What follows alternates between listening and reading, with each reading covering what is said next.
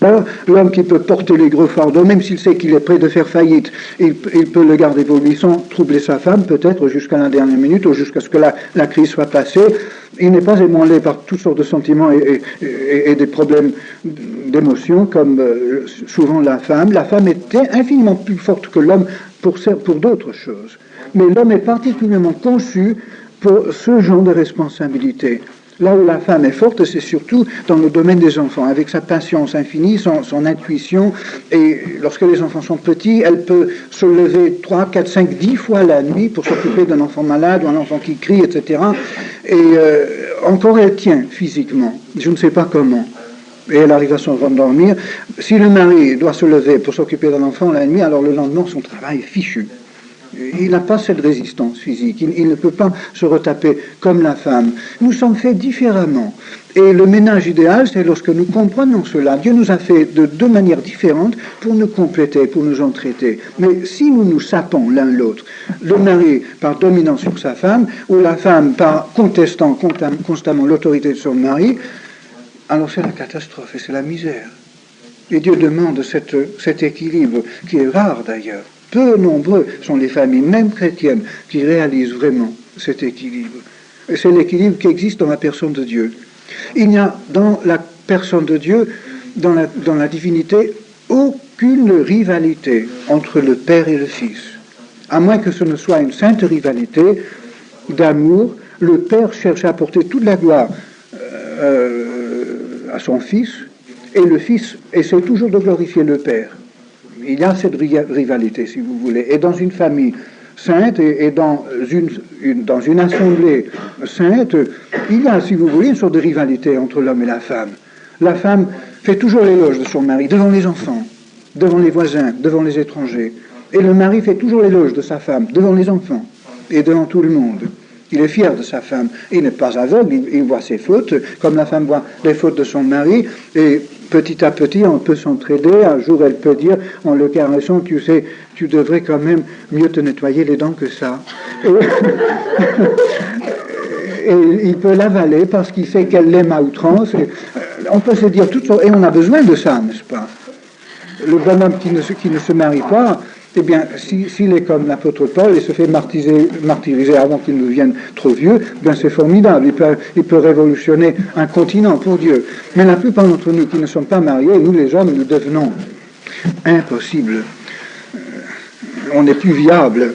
Et on a besoin des petites femmes qui nous disent les quatre vérités de temps en temps. C'est nécessaire. Et Dieu nous a conçus, Dieu nous a mis ensemble comme ça. Mais si nous avons cet amour et cette confiance et ce respect l'un pour l'autre, ça peut se faire.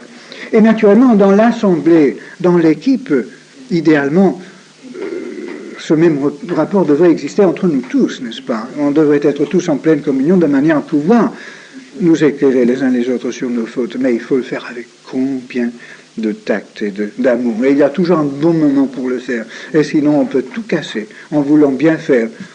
Mais ça, c'est peut-être une autre question.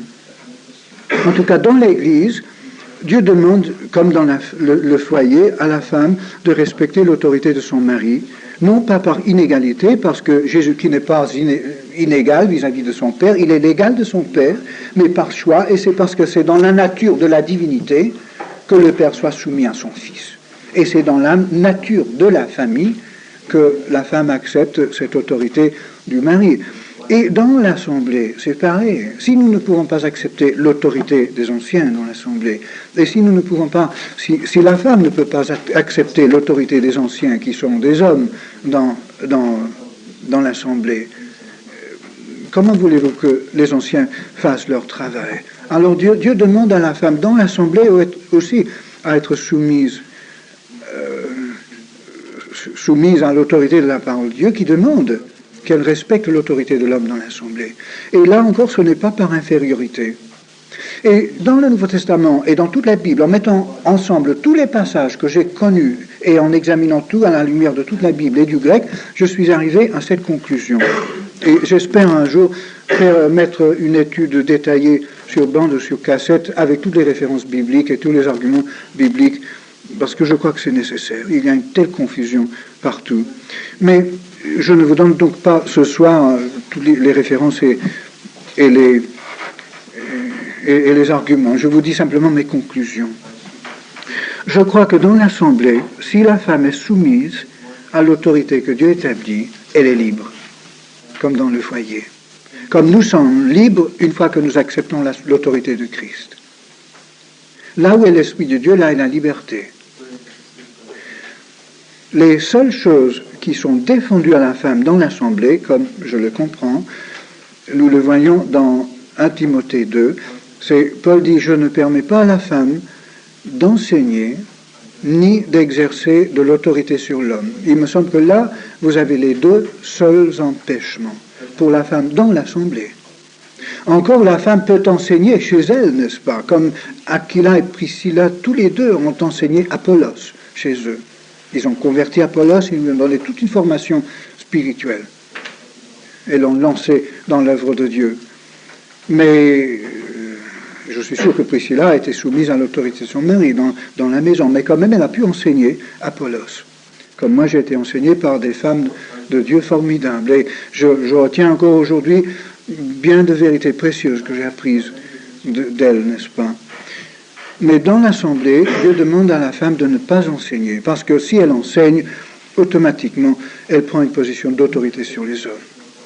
Mais l'apôtre Paul dit que la femme doit se couvrir la tête si elle prie ou prophétise, dans l'Assemblée, évidemment, parce que tout ce passage est dans le contexte du rassemblement.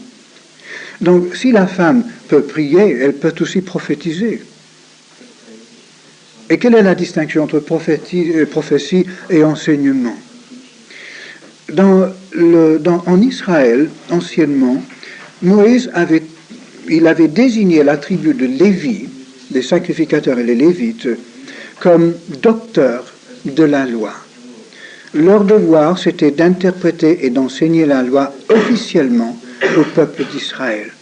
Et Dieu leur a dit qu'il fallait que tous les 7 ans, toute la loi devait être lue au peuple d'Israël. Idéalement, dans une église, je crois que ce serait bien de récapituler toutes les grandes doctrines de la Bible tous les 7 ans. Ce serait bien. Mais ça, c'est une autre affaire.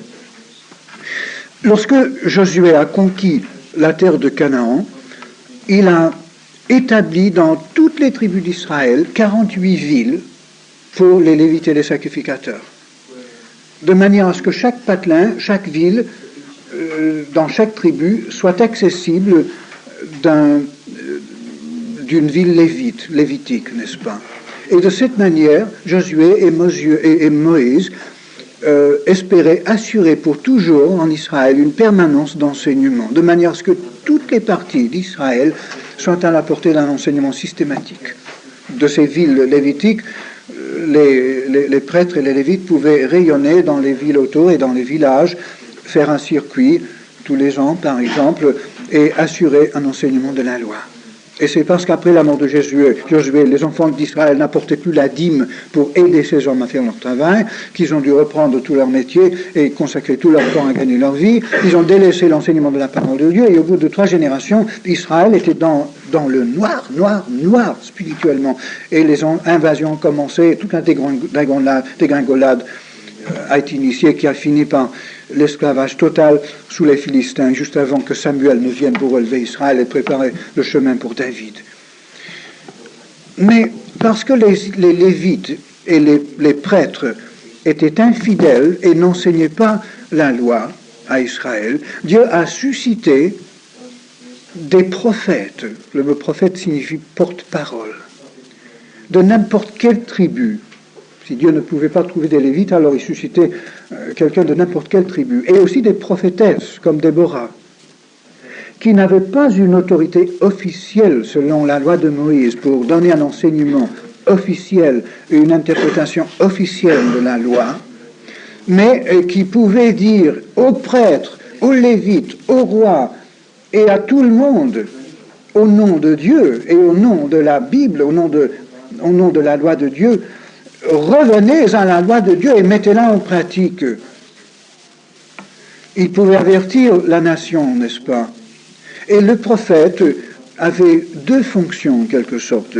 En temps de danger et en temps d'apostasie, lorsque le peuple de Dieu déraillait et délaissait la loi, le prophète les menaçait avec les menaces de la loi de Moïse. Si vous désobéissez, tout ce que Moïse a dit vous arrivera. Et finalement, vous serez dispersés dans tous les pays du monde si vous ne faites pas attention. Et il avertissait, le prophète avertit, Bible en main. Mais une fois que les catastrophes arrivaient et que le peuple commençait à crier vers Dieu, oh, aie pitié de nous, etc., alors là, le prophète encourageait. Alors que tout semblait perdu, le prophète disait, oui, mais Dieu nous a donné des promesses fantastiques. Il a dit que si nous nous repentons, Dieu nous ramènera dans le pays, Dieu nous rétablira et nous fera plus de bien qu'avant. Donc le rôle du prophète était double. Il avertissait et il encourageait, en se basant toujours sur la parole de Dieu. Il n'ajoutait rien à la parole de Dieu, en quelque sorte. Dieu a ajouté, mais pas les hommes. Mais le prophète ne prenait jamais de position officielle comme docteur ou leader de la nation. Il était la conscience morale de la nation, la voix de la conscience morale. Et on a tellement besoin de cela dans l'Église. C'est formidable si dans l'Église, une femme voit quelque chose de clair et elle dit, écoutez, nous avons besoin de plus de foi. Si Georges Verwer peut avoir un bateau parce qu'il demande à Dieu, est-ce qu'ici, nous ne pouvons pas avoir aussi quelque chose de valable pour faire l'œuvre de Dieu? La femme a le droit de dire cela à l'Église, Bible en main, et dire, écoutez, mais regardez ce que Dieu a fait par Jephthé, par Gédéon, par je ne sais qui. N'est-ce pas? Une exhortation parlée, à mon avis, venant de la femme, n'est pas déplacée, elle est nécessaire pour l'Église. Mais si la femme commence à dire, ah, maintenant, écoutez, nous allons faire ça, la Sainte Seine, on la balance pour un mois. Et alors là, elle dépasse le cadre de sa fémininité. Et tout le monde est mal à l'aise et les hommes disparaissent. C'est la fin de l'œuvre de Dieu, n'est-ce pas? Remarquez, même si un homme dit ça, je le contesterai, mais... Enfin, ça c'est en bref, n'est-ce pas? Tout le monde est mal à l'aise quand on voit une femme qui mène la barque. Lorsqu'on voit un petit mari traîné par le bout du nez par une grosse femme, alors ça fait pitié à tout le monde. Et surtout aux enfants, n'est-ce pas? C'est anormal, ça.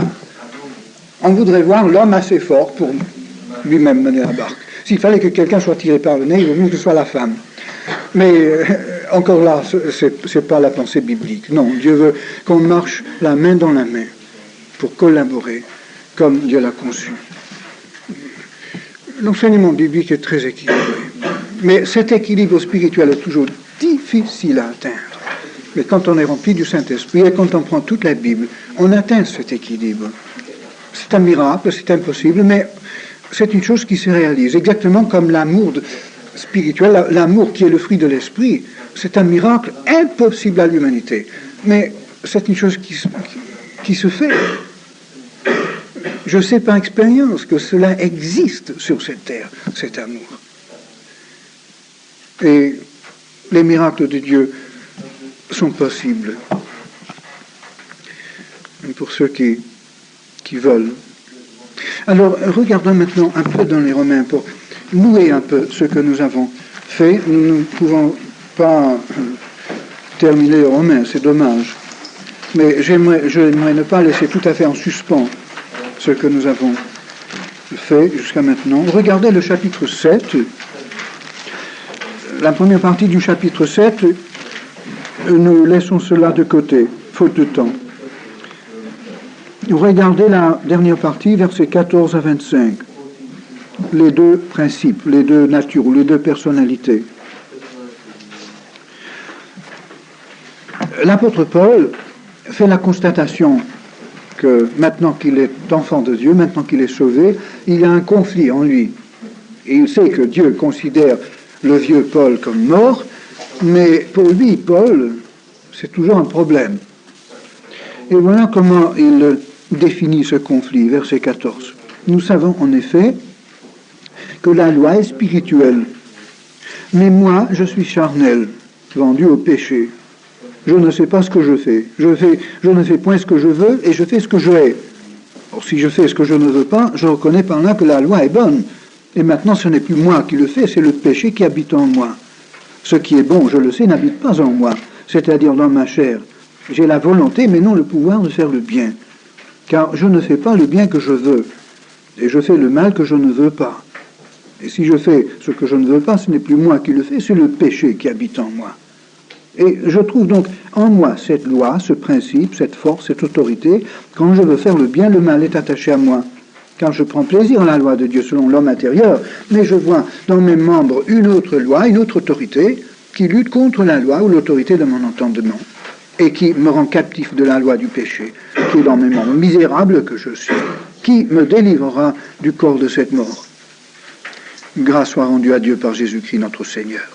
Ainsi donc, par moi-même, je suis par l'entendement esclave de la loi de Dieu et je suis par la chair esclave de la loi du péché. Mais je vais relire cela maintenant. Vous savez que l'apôtre Paul, avant sa conversion, s'appelait Saul. On va relire cela en mettant Saul et Paul au lieu des pronoms.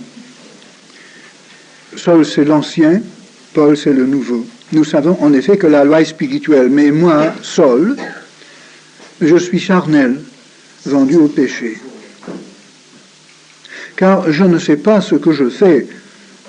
Je, Saul, ne fais point ce que je, Paul, veux. Je, Saul, fais ce que je, Paul, ai. Or, si je, Saul, fais ce que je, Paul, ne veux pas, je reconnais, c'est-à-dire dans l'ensemble de moi-même, je reconnais que la loi est bonne. Et maintenant, ce n'est plus moi, Paul, qui le fait, mais c'est le péché qui habite en moi, ce qui habite en Saul. Ce qui est bon, je le sais, n'habite pas en moi, Saul, c'est-à-dire dans ma chair. J'ai la volonté, mais non pas le pouvoir de faire le bien, car je, Saul, ne fais pas le bien que je, Paul, veux. Et je, Saul, fais le mal que je, Paul, ne veux pas.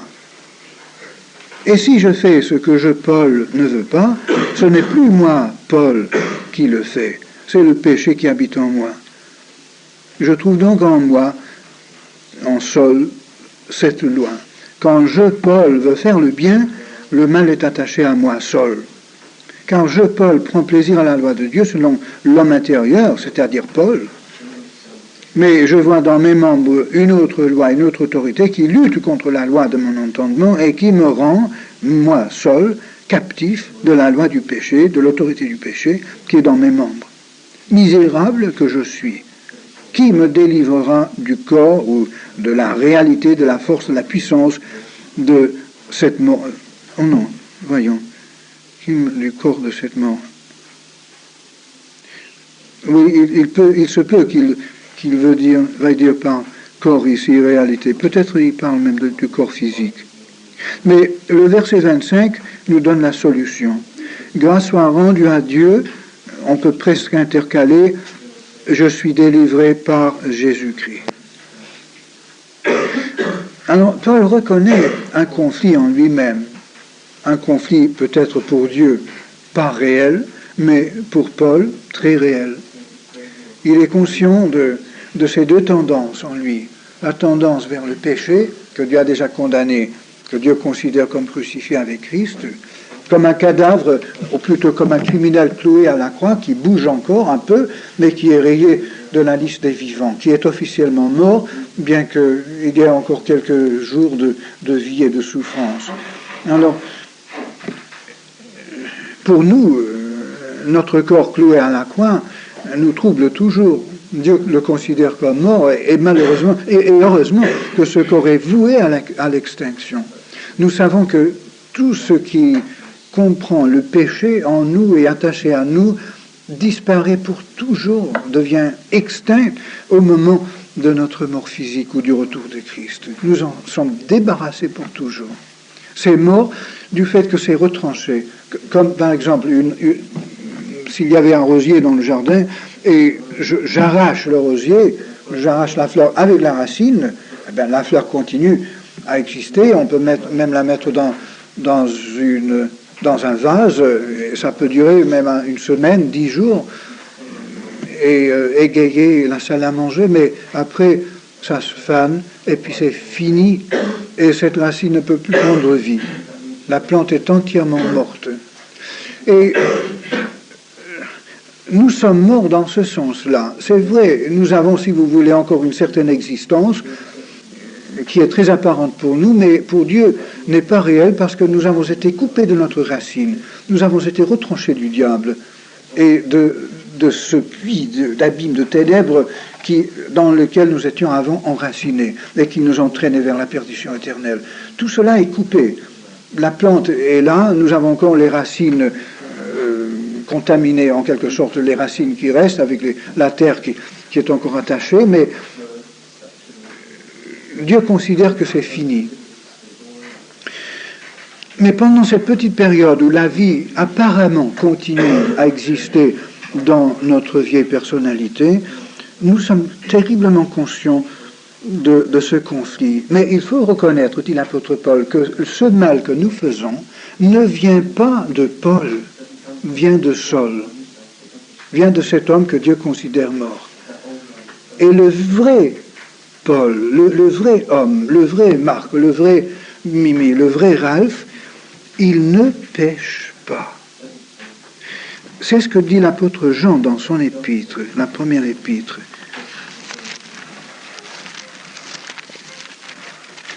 Un passage qui n'a pas été compris souvent, mais chapitre 3 et verset 9, « Quiconque est né de Dieu ne pratique pas le péché. » Cela veut dire qu'il ne fait pas une pratique du péché, ça ne veut pas dire qu'il ne commet jamais de péché, mais dans ce contexte, c'est un peu ce que Jean veut dire. Parce que la semence de Dieu demeure en lui, et il ne peut pécher parce qu'il est né de Dieu. Et pourtant, dans le premier chapitre de cet épître, Jean dit, verset 8, « Si nous disons que nous n'avons pas de péché, nous nous séduisons nous-mêmes et la vérité n'est point en nous. » Et au verset 10, « Si nous disons que nous n'avons pas péché, nous faisons de Dieu un menteur et sa parole n'est pas en nous. » L'apôtre Jean semble se contredire. Il dit que si quelqu'un dit qu'il n'a pas de péché, il est menteur. Et il dit 2 chapitres plus tard, « Mais celui qui est né de Dieu ne peut pécher parce qu'il est né de Dieu. » Qu'est-ce qu'il veut dire par ce paradoxe, par ces contradictions apparentes? Eh bien, le chrétien qui prétend qu'il n'a plus de vieille personnalité, en lui, bien que ce soit aux yeux de Dieu mort et déraciné, eh bien, il se fait des illusions. Et tous nous sommes terriblement conscients de cette chose. Mais, par contre, la nouvelle personnalité a été créée à l'image de Christ. Quand vous mettez une semence dans la terre, la plante qui en sort ressemble à la plante originale. Si c'est un giroflée, par exemple, eh bien la plante qui en ressort, ce sont des giroflées. Si c'est une rose, ou si c'est du blé, ou si c'est un chêne, eh bien la plante qui en ressort correspond à l'origine de la semence, n'est-ce pas?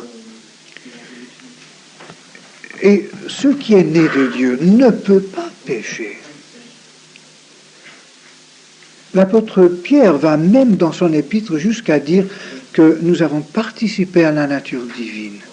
Comment Christ peut-il pécher? Paul disait aux Corinthiens, ne savez-vous pas que Christ est en vous, à moins que vous ne soyez des renégats. Et il dit, Christ vit en moi. Mais comment Christ peut-il pécher? Paul disait, vous êtes le temple du Saint-Esprit qui habite en vous et que vous avez reçu de Dieu. Comment le Saint-Esprit peut-il pécher? Et ce nouvel être que Dieu a créé en nous, notre être régénéré, est né de Dieu, a la semence de Dieu en lui, et ne peut pas pécher. Je crois que l'enseignement du Nouveau Testament est clair à ce sujet. Nous ne péchons pas. Le nouveau John Taylor, par exemple, ne pêche pas. Il peut être un géant ou un bébé, mais il ne pêche pas. Mais quand vous voyez du péché en moi, ce n'est pas le nouveau Rav Shalish que vous verrez au ciel, mais c'est le vieux que je traîne toujours par derrière. C'est celui-là qui pêche. Alors cela nous donne un grand encouragement parce que Dieu ne peut pas aimer le péché, ne peut pas aimer l'imperfection et le mal. Dieu nous a aimés lorsque nous étions ennemis de lui, mais il nous a aimés, pour ainsi dire, par la foi. C'était un amour potentiel. Dieu nous a vus avec toute notre misère, notre hostilité, notre péché. Dieu ne pouvait pas aimer cela. Mais il a aimé, si vous voulez, le fond de notre être. Il a vu une terre, une plate-bande où il pouvait planter Jésus-Christ. Et il nous a aimés, il nous a convoités afin de pouvoir planter Jésus-Christ dans la terre de notre âme. Mais une fois que la plante est enracinée, une fois que Jésus-Christ vit en moi, cette nouvelle plante, cette nouvelle personnalité, ce Christ qui vit en moi, en toi, ce Saint-Esprit qui habite en toi, eh bien Dieu l'aime comme il aime Jésus-Christ. Dieu est, j'allais dire, follement amoureux de Jésus-Christ. Parce que Jésus-Christ, c'est la totalité de tout ce qui représente l'idéal de Dieu.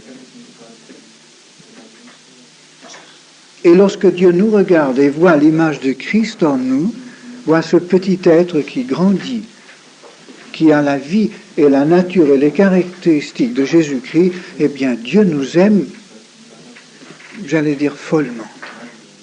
Formidable. Jamais pensé que Dieu est amoureux de toi.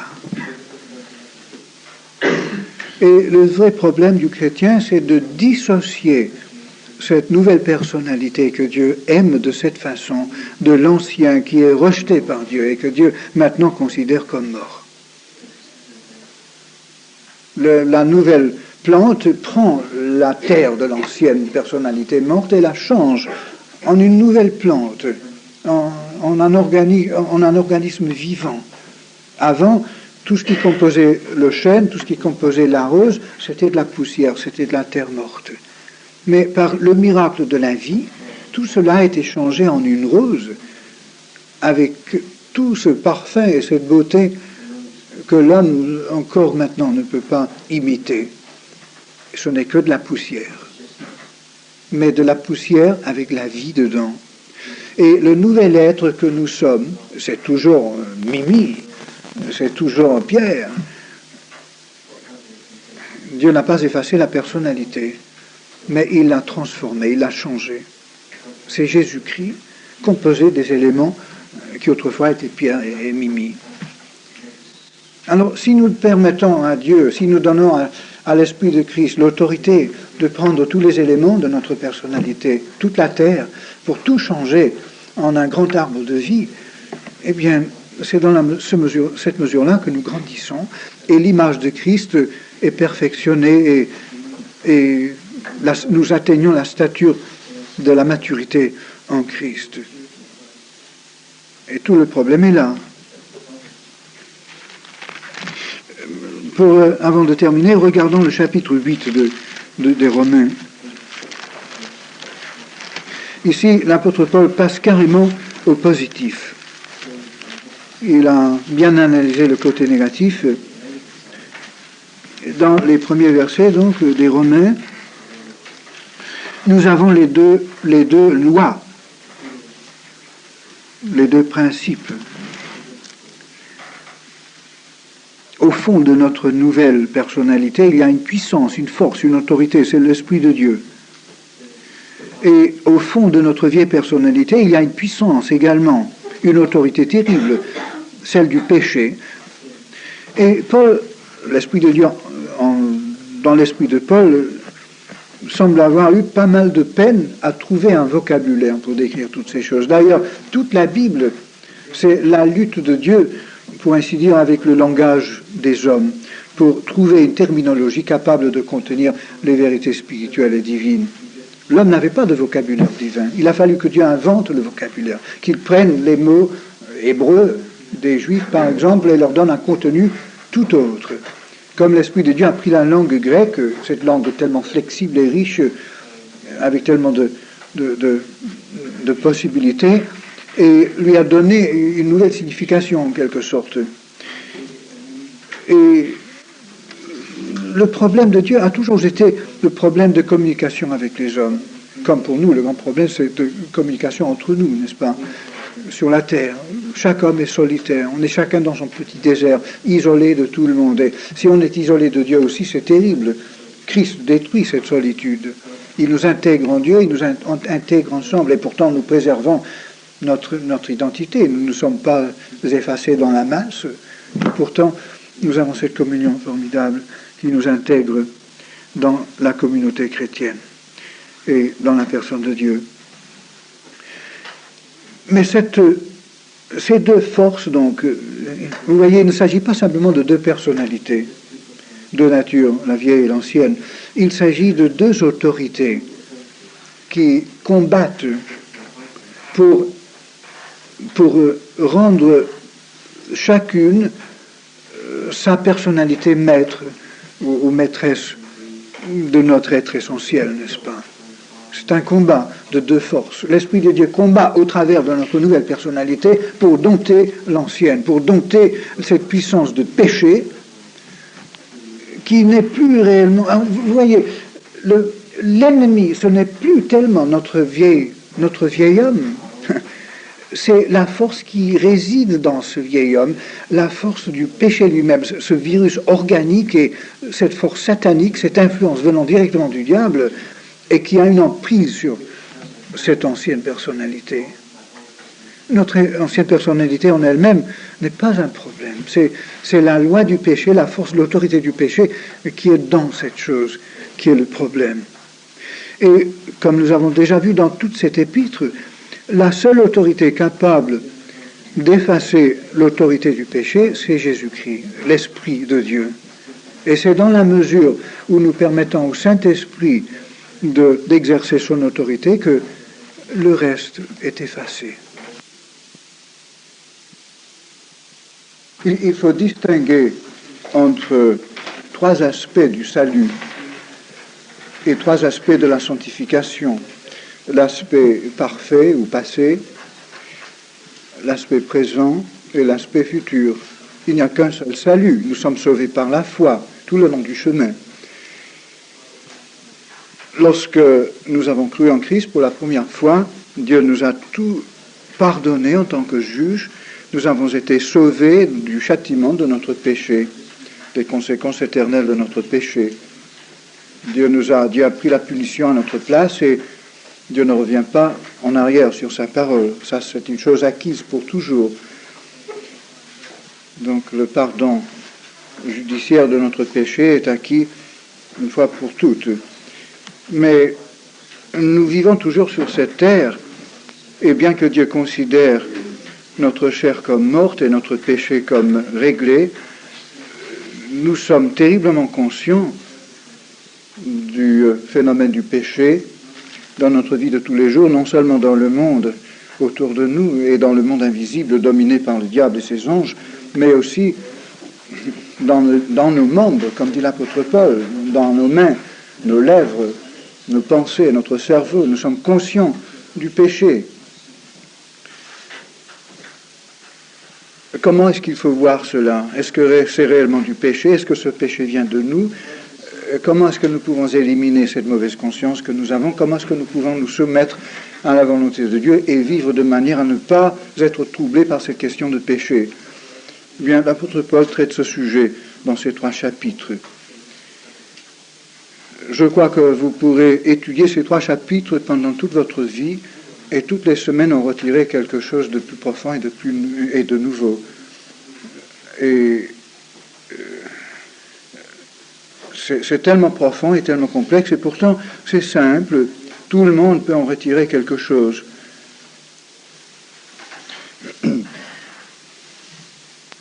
Lisons d'abord donc au chapitre 6. Je vous montrerai à peu près comment diviser ces 3 chapitres logiquement. Vous avez chapitre 6 du verset 1er jusqu'au verset 11, l'affirmation de l'apôtre Paul que nous sommes morts avec Christ. Autrement dit, nous avons été baptisés par le Saint-Esprit. Je sais que cela va à l'encontre de l'enseignement de certains milieux chrétiens, mais je suis persuadé que c'est l'enseignement biblique. Le baptême de l'Esprit n'est autre chose qu'une identification avec Christ dans sa mort. Nous allons voir cela tout à l'heure. Il ne faut jamais confondre le baptême de l'Esprit avec, par exemple, la plénitude de l'Esprit. La plénitude est envisagée d'une toute autre façon dans le Nouveau Testament. Ce n'est pas la même chose.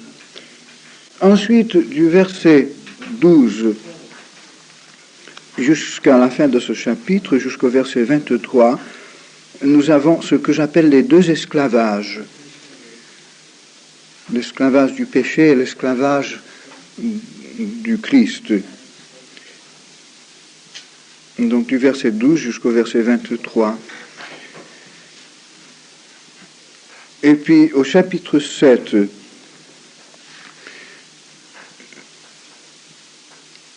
du verset 1er jusqu'au verset 6, la seule chose qui peut nous dégager de la loi, c'est la mort. Chapitre 7, versets 1 à 6, la seule chose qui peut nous dégager de la loi, c'est la mort. Une fois que nous sommes morts, la loi ne peut plus nous toucher. Et naturellement, pour nous, la mort spirituelle, ou plutôt la mort de Christ, qui devient la nôtre, nous affranchit de la loi. Ensuite, du verset 7 jusqu'au verset 13, l'apôtre Paul montre que la loi sert à nous donner la conscience du péché. C'est cela le but de la loi. La loi définit le péché. Nous ne serions pas entièrement conscients du péché si nous n'avions pas la loi de Dieu pour relever tout ce qui est imparfait dans notre vie. Et le chrétien, par exemple, qui ne se donne pas la peine d'étudier la Bible, se permet une multitude de choses dans sa vie qui sont péchés, mais qui ne reconnaît pas comme péché. Avant de lire la Bible systématiquement, je tolérais beaucoup de choses que je ne reconnaissais pas comme péché. La première fois que j'ai lu toute la Bible, j'ai en même temps, cette première année, lu les Proverbes une fois par mois, donc un chapitre par jour. J'ai lu cette première année, les Proverbes 12 fois. Et la lecture de toute la Bible, la loi de Moïse, les prophètes, les enseignements de Christ et des apôtres, mais peut-être surtout la lecture des Proverbes, cette première année, tout cela a relevé une multitude de choses dans ma vie que Dieu appelait péché. Il vous serait une discipline très très très utile de lire une fois par jour un chapitre des Proverbes pendant quelque temps. Cela a nettoyé ma vie plus que n'importe quoi. Cela a nettoyé surtout ma langue. Et j'ai dû confesser beaucoup de choses à Dieu. Et ensuite, du verset 14 jusqu'au verset 25, chapitre 7, 14 à 25, nous avons le problème des deux personnalités, l'ancienne et la nouvelle, des deux natures, si vous voulez. Le conflit entre l'esprit et la chair. Ensuite, au chapitre 8, nous commençons à voir la voie de la délivrance. Du verset 1er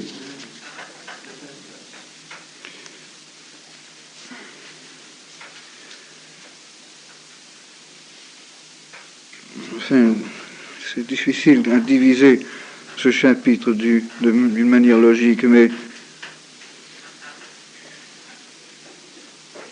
peut-être jusqu'au verset 13. Du verset 1er jusqu'au verset 13, nous avons les deux principes, les deux forces, les deux lois en nous. Il ne faut pas confondre cette loi avec la loi de Moïse, mais le mot loi dans la Bible, dans le Nouveau Testament, dans les écrits de Paul, a plusieurs significations. C'est quelquefois la loi universelle de Dieu, la loi de Dieu qu'on voit même dans la nature. D'autres fois, c'est cette loi concrétisée dans le code moral de la loi de Moïse, avec également la loi de Christ, qui définit la loi de Dieu en quelque sorte pour nous. Et le mot loi, le nomos, pour l'apôtre Paul, signifie aussi le principe, l'autorité et la puissance. Alors, l'Esprit de Dieu qui habite en nous il nous impose une loi, c'est la loi de sa volonté, la loi ou le principe ou la force ou l'autorité de l'esprit. Et dans ces versets, je crois qu'il vaut peut-être mieux traduire le mot nomos par autorité que loi ou principe. Et ensuite, on a dans ces versets le principe ou la loi de la chair.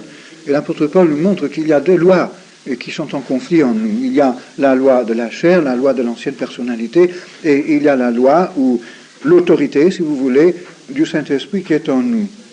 Et la victoire dépend de nous parce que nous avons la possibilité d'admettre l'autorité de la chair ou d'admettre l'autorité de l'esprit. Si nous admettons l'autorité de l'esprit, le problème est résolu. D'ailleurs, c'est la répétition de ce qu'il dit dans le chapitre 6.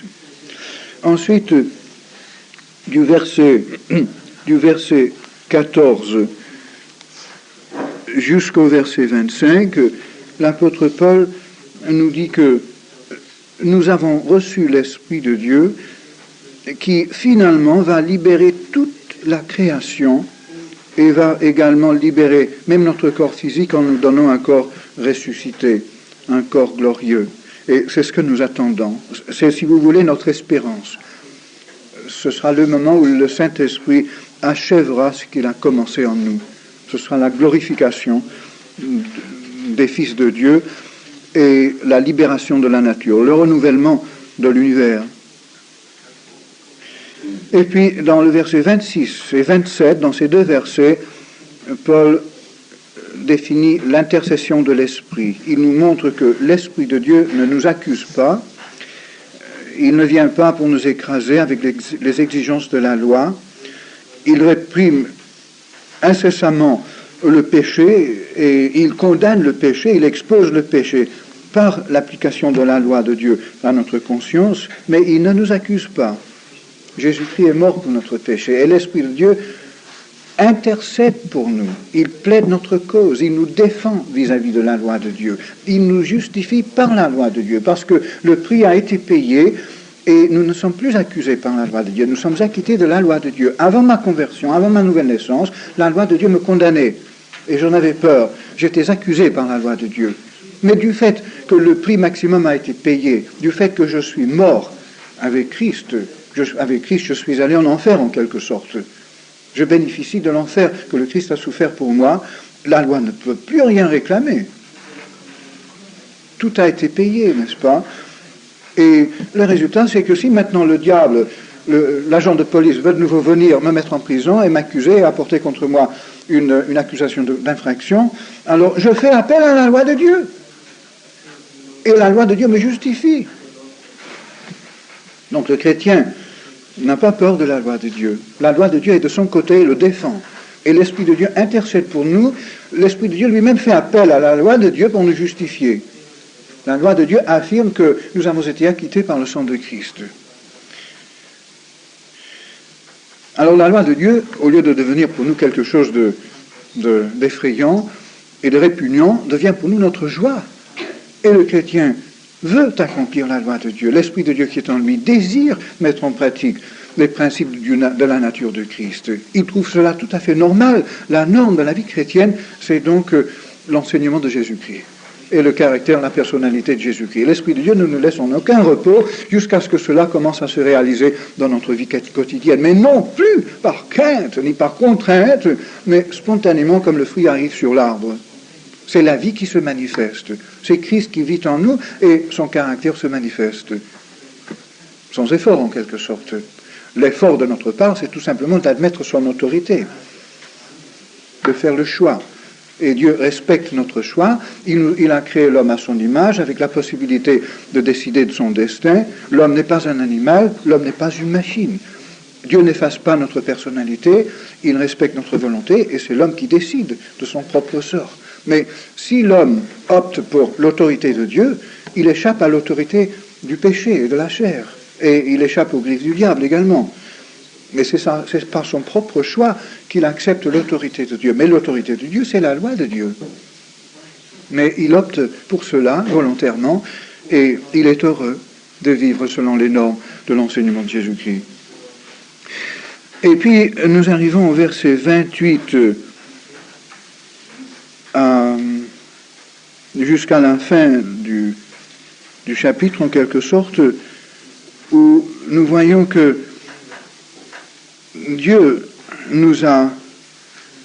Enfin, si vous voulez, peut-être du verset 28 à 30, ça fait un petit paragraphe un petit peu à part. Il y a une suite très logique dans ce chapitre où la question de la prédestination est définie. C'est très intéressant. Nous voyons réellement ce que c'est que la prédestination. Mais la prédestination, c'est que nous soyons semblables à l'image de Christ.